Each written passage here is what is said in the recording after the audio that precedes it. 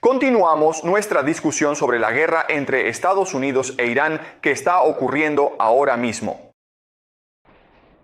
Así que, como saben, hice la predicción de que los Estados Unidos perderán esta guerra.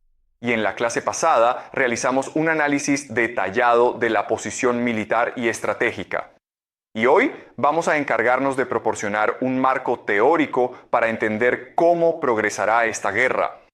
¿Y por qué, en última instancia, creo que los Estados Unidos acabarán perdiendo esta guerra? Hoy les presento una idea muy importante en la teoría de juegos. Y una vez que entiendan esta idea, entenderán por qué las cosas resultarán como lo hacen. Muy bien, esto se conoce como la ley de la asimetría. Sí, se llama la ley de la asimetría. Y lo que todo esto simplemente nos indica es que los Estados Unidos e Irán no se encuentran en una posición de igualdad. No son iguales. Los Estados Unidos son mucho más fuertes que Irán. Y deberíamos esperar que los Estados Unidos abrumen y destruyan a Irán muy fácilmente. Pero la ley de la asimetría establece que ese no suele ser el caso. Por lo general, suele ser el más débil quien acaba teniendo la ventaja. Y esto es algo que podemos observar en la historia todo el tiempo.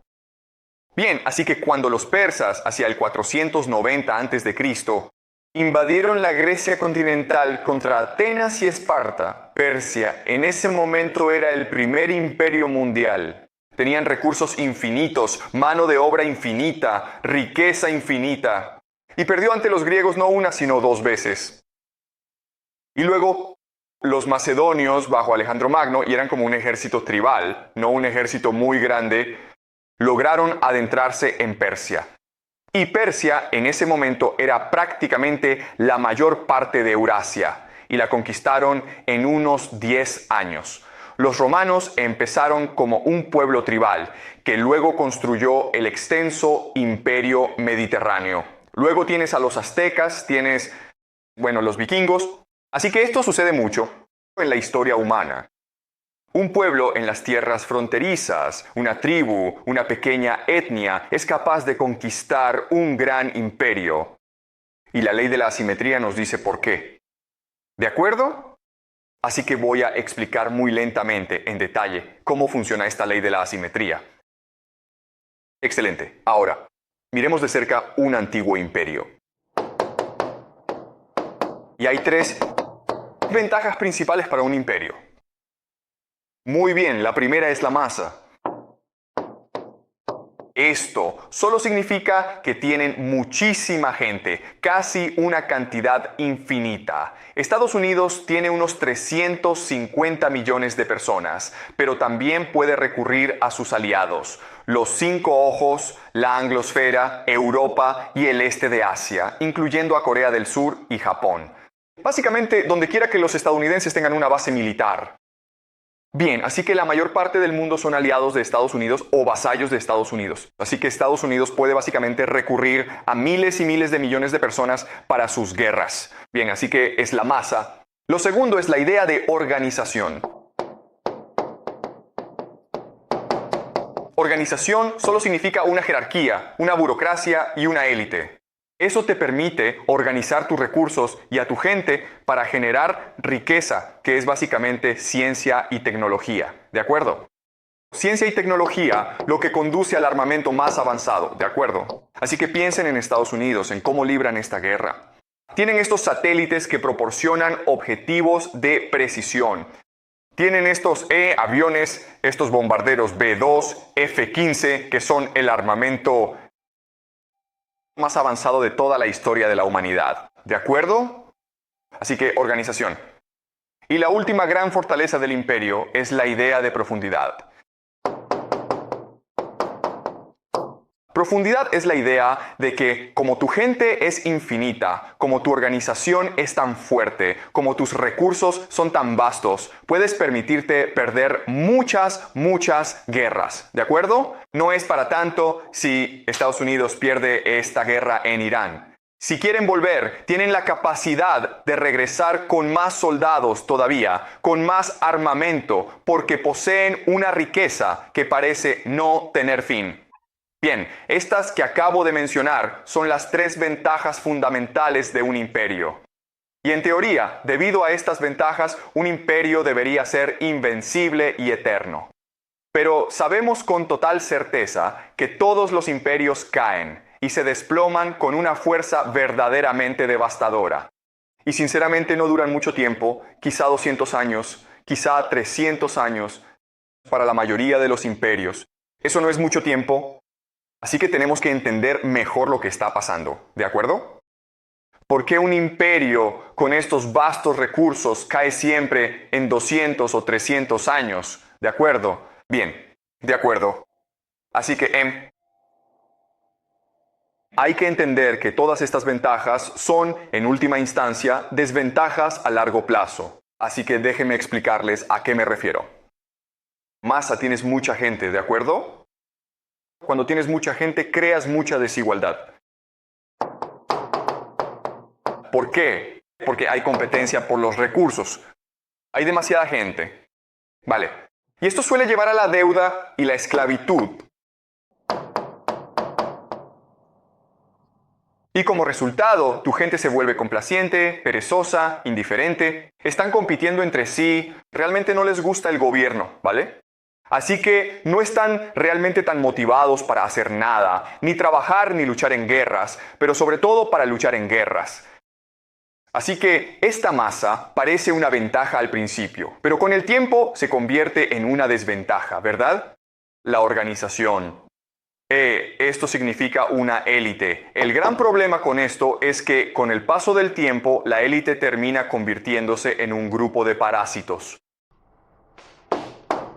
¿Por qué? Porque la forma en que ganan su dinero es a través de la búsqueda de rentas. La búsqueda de rentas solo significa que tienes poder y buscas monetizar tu poder explotando a la masa. ¿De acuerdo? O sea, básicamente terratenientes son un tipo clásico de élite que busca rentas. Y por eso no trabajan realmente, pero ganan muchísimo dinero. Porque son dueños de la tierra, porque controlan todos los recursos, porque controlan todo el capital.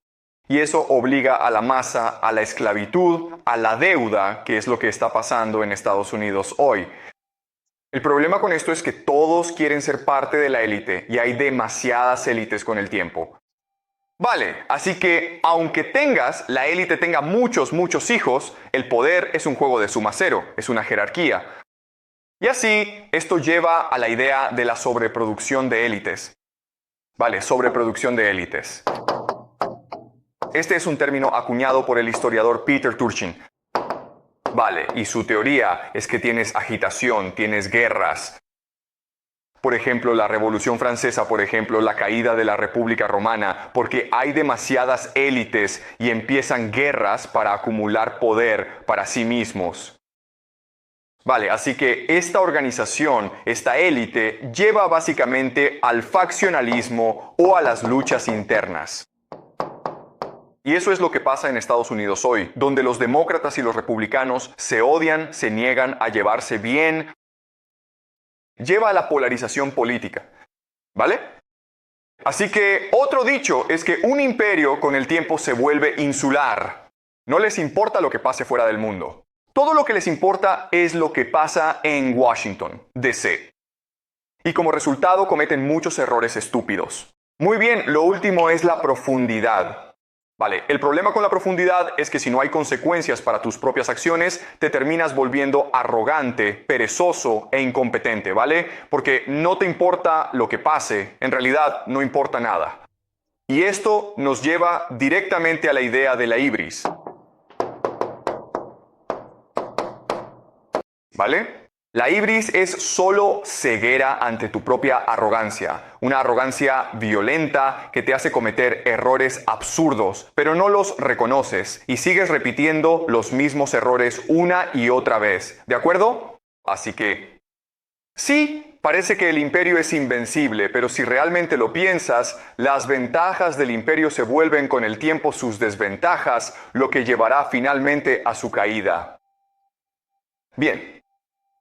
Así que la masa lleva a la desigualdad, la organización a la sobreproducción de élites, lo que lleva al faccionalismo, y la profundidad lleva a la ibris.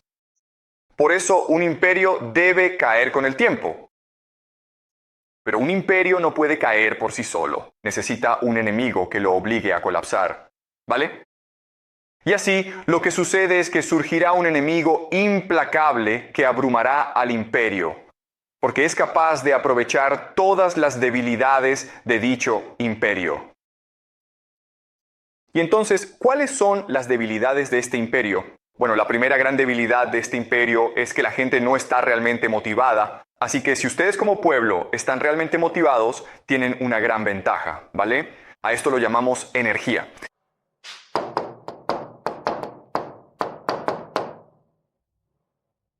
Ahora, como imperio, te vuelves insular.